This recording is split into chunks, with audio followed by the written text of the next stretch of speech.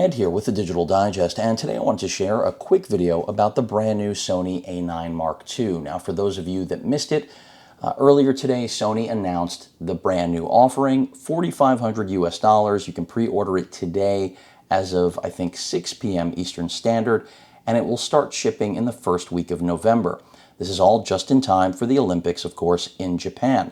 The reason you're looking at the A7R4, and I have it connected to one of my favorite pieces of glass, the G Master 100 to 400, is because the brand new A9 essentially has adopted all of the brand new body and design cues of the A7R4 while maintaining the performance of the original A9 and improving upon it. Other than, of course, the EVF improvement. For some reason, Sony decided not to give A9 Mark II users the updated EVF. I don't know why. They stuck with the old one. And you also are still getting the original sensor, but otherwise every other feature outside of video is pretty much identical to what we presently have with the A7R4. So let's go ahead and take a look at the Sony Alpha promo video. And I got this via press release directly from Sony, and it is an impressive camera. I mean, at $4,500, it is $1,000 more than its predecessor, but it still outperforms, as does the old A9, everything else on the market. So the first thing they're pointing out here in the video is fast and connected, not just the autofocus, but we've got a new Wi-Fi chipset. We have a new body overall, as I've mentioned, new weather sealing, improved 5-axis image stabilization. These are all things pros are going to appreciate, not necessarily regular consumers. You can see there LAN connection, USB Type-C connectivity, and then reliable remote shooting, which is a big improvement. The 5 gigahertz chipset is something that was long overdue. Voice memos is a brand new introduction into the segment, which I think is interesting. Whether or not pros are looking for it, we'll find out. 10 frames per second with the mechanical shutter, and then of course still 20 with the electronic. The 5-axis stabilization does give you a 5.5 step advantage. They've also given us dual UHS 2 card slots, unlike the previous gen, like the A7R Mark IV, and then a redesigned grip, which means also a redesigned vertical grip, the same one for the A7R4, which of course is more robust and going to give photographers better versatility with large lenses. The improved weatherproofing is welcomed every time they bring it out. Still 20 frames per second, again with the electronic shutter. 4K video, no actual profiles. You can see 93% coverage with the new autofocus system. We do get a new processor, and also, of course, capability to deal with the new pure digital shotgun microphone that Sony has introduced. But the reality is that we don't, in this scenario, as I mentioned, get the new EVF that the A7R4 has. And I guess this is part of branding and also just the feedback they got, that they didn't see the necessary need.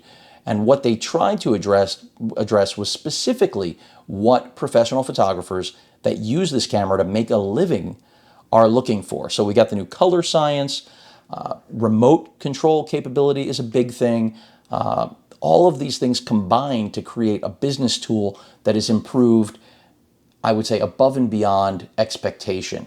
And a lot of people today, when this was initially announced, were complaining, why aren't we getting additional features? Why is there no new sensor? It's because, unfortunately, the competition, Canon and Nikon, have not pushed the envelope anywhere near what the original A9 had to offer.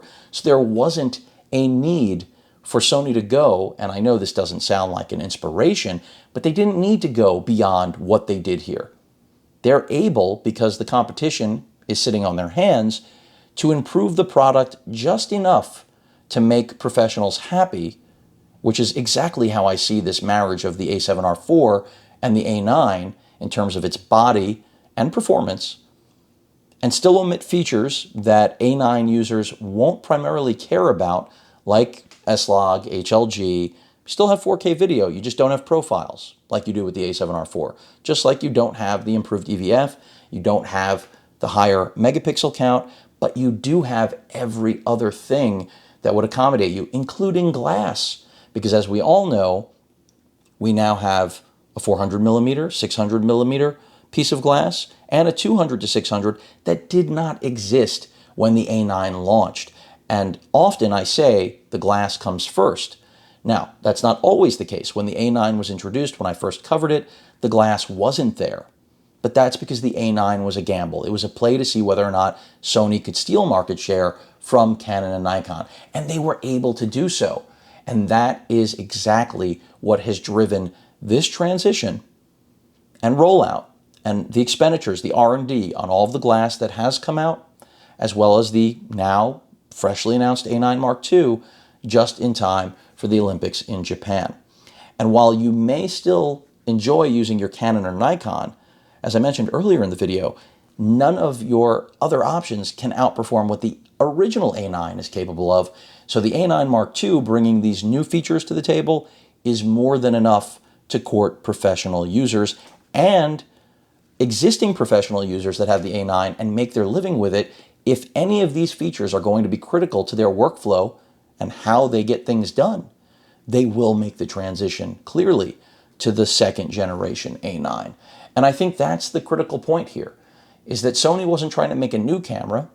They were trying to improve on one. And that's why it's not revolutionary, but rather evolutionary, because the original A9 was revolutionary. So what does this end up being? Well, this ends up meaning that the original A9 will become an even greater value because it still has best-in-class autofocus performance for full frame in the entire category and the most aggressive pricing, and now lenses to complement it. So if you are looking for that, you can get that for $1,000 less than this camera right now, which is really impressive. But if you need any of the features I've discussed through the course of this video, you now have another option. You have a modern version, if you will, of the A9 that has been revamped, not from the ground up, but trust me, when they designed the A7R4, they clearly were thinking about the A9 Mark II. I still am scratching my head as to why the EVF didn't get revised, but that might account for why the battery life is a little bit better than the original generation. So, besides the fact that we do have a new processor, but beyond that, getting new Wi-Fi, getting a new form factor, which is going to balance out those big lenses in a much better way, those are all things that pros want. Connectivity, ergonomics, they mean a lot.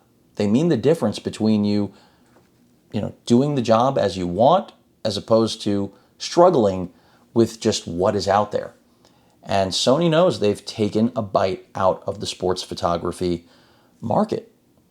And we've all known leading up to the 2020 Olympics in Japan, Sony wanted to own that market. And the A9 Mark II is their play at doing so. It's not an attempt to court anyone else. So if you were looking for 4K 60p, if you were looking for video profiles, if you were looking for a new sensor with higher resolution, which was a rumor for quite a while, you're not getting it. Because Sony doesn't need to deliver on that because Canon and Nikon have done diddly. Any questions or comments, please feel free to post them, hit that like button, and as usual, please feel free to subscribe. Later.